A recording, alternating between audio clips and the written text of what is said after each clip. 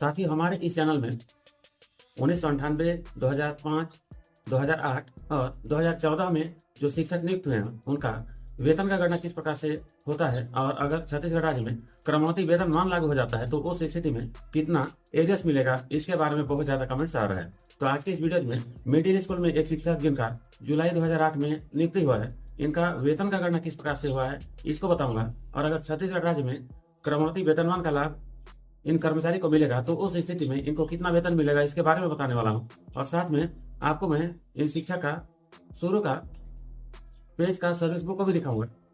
गोपनीयता को ध्यान में रखते हुए बाकी पेज को मैं नहीं दिखाऊंगा। तो आज का ये वीडियो कुछ लंबा हो सकता है, तो अगर आपको जानकारी अच्छे से चाहिए तो वीडियो का आप अच्छे से पूरा देखिएगा और आप भी अपना वेतन का गणना इसी के अकॉर्डिंग कर लीजिएगा। तो वीडियो को शुरू करने से पहले चैनल में नया है तो चैनल को सब्सक्राइब कर लीजिए, बगल में जो बेल का आइकन है उसको भी क्लिक कीजिए और वीडियो का अधिक से अधिक शेयर कीजिए। तो आइए दोस्तों, आज का वीडियो को शुरू करते हैं। साथियों, यहाँ पर इस शिक्षक का प्रथम नियुक्ति जुलाई 2018 को शिक्षा विभाग के मिडिल स्कूल में हुआ है। तो यहाँ पर गोपनीयता के कारण, पायरेसी के कारण संबंधित शिक्षक का सर्विस बुक को मैं पूरा नहीं दिखा रहा हूँ। जुलाई 2018 को इनका जो मूल वेतन है यह 4,500 रुपये है। इसी प्रकार से परिवीक्षा अवधि समाप्त होने के बाद में इनका वेतन वृद्धि 125 रुपया की दर से लगातार हुआ है, जो कि इस प्रकार है।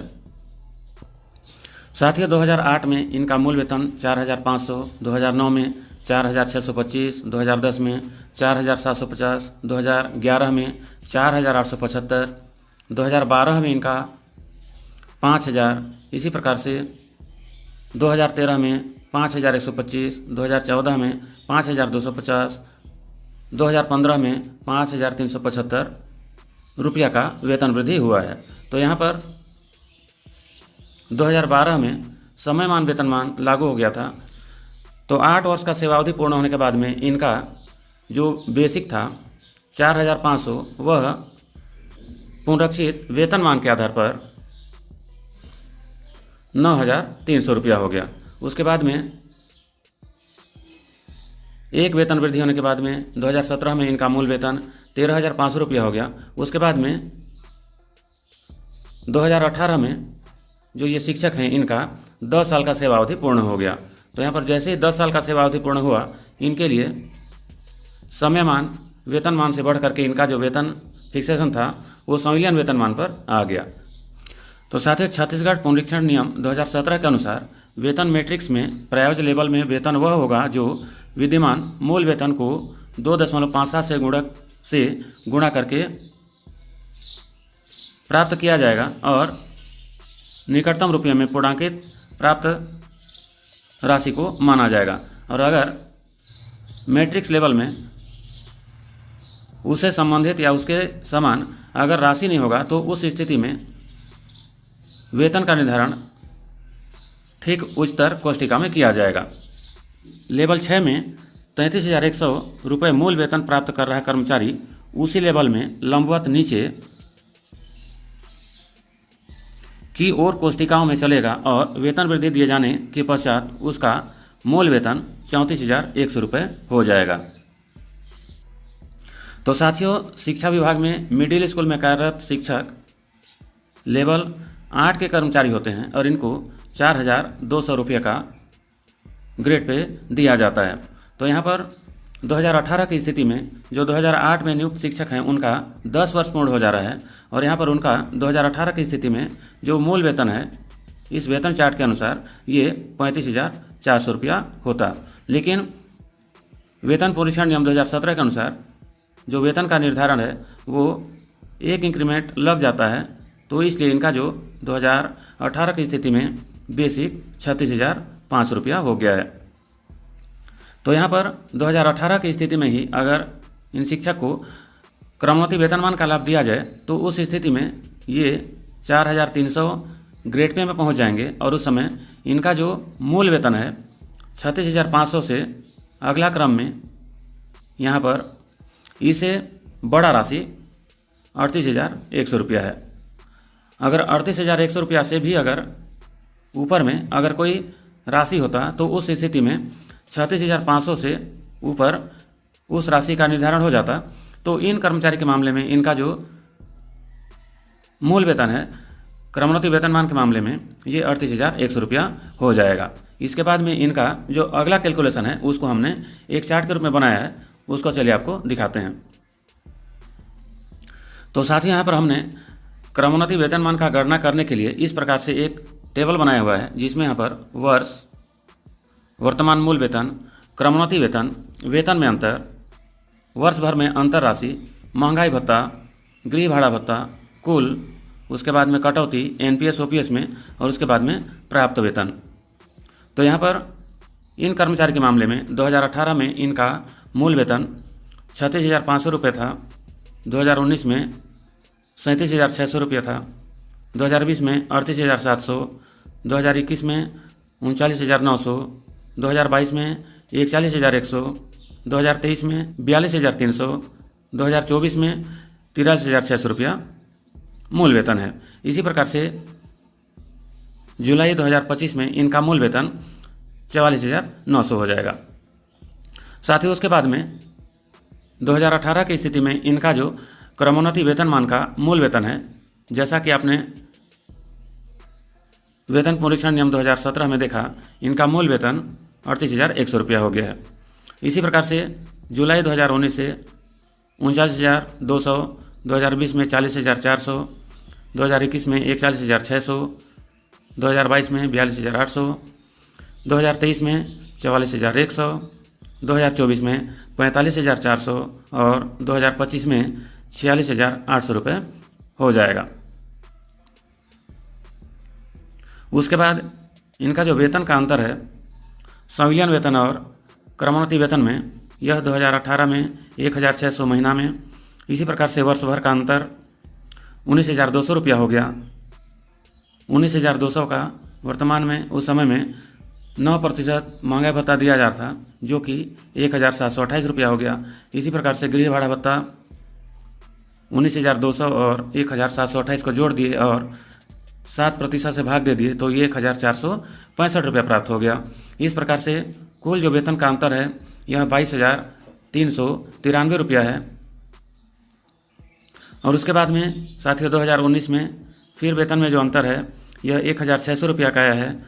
यहाँ पर 19,200 रुपये का 9% महंगाई दर 1,728 रुपया हो गया। 19,200 और 1,728 को जोड़ दिए और उसका फिर 7% निकाले तो यह 1,465 रुपया HRA के रूप में प्राप्त हो गया। इसी प्रकार से 2020 में जो वेतन का अंतर था 40,400 में से 38,700 को घटा दिए तो यह 1,700 रुपया प्राप्त हुआ। और वर्ष भर का जो अंतर है 1,700 को 12 से गुणा कर दिए तो यह 20,400 रुपया हो गया। 20,400 का 12% DA 2,448 रुपया हो गया।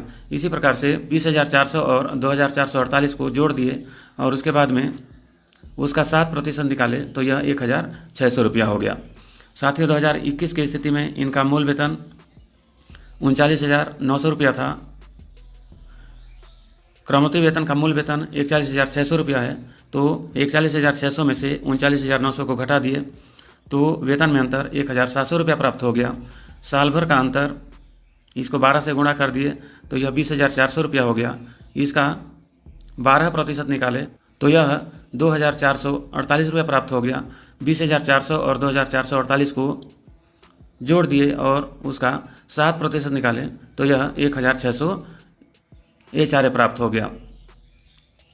इसी प्रकार से वेतन का जो अंतर है वर्ष भर में यह 24,448 रुपया निकल गया। इसी प्रकार से क्रमशः 2022, 2023, 2024 और 2025 का अंतर को निकाला गया है।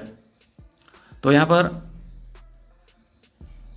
वर्तमान वेतन 35,600, क्रमोन्नति वेतन 38,100, वेतन में अंतर में 38,100 को 36,500 से घटा दिए तो अंतर 1,600 आया।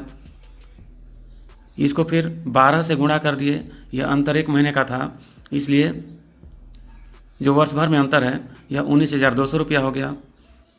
19,200 रुपया का उस समय महंगाई भत्ता 9% दिया जा रहा था, तो इसका 9% 1,728 रुपया हो गया। उसके बाद में HRA 19,200 और 1,728 को जोड़ दिए और उसका 7% निकाल दिए तो 1,465 रुपया मिल गया। इस प्रकार से 2018 में जो वेतन का अंतर था यह 22,393 रुपया हो गया।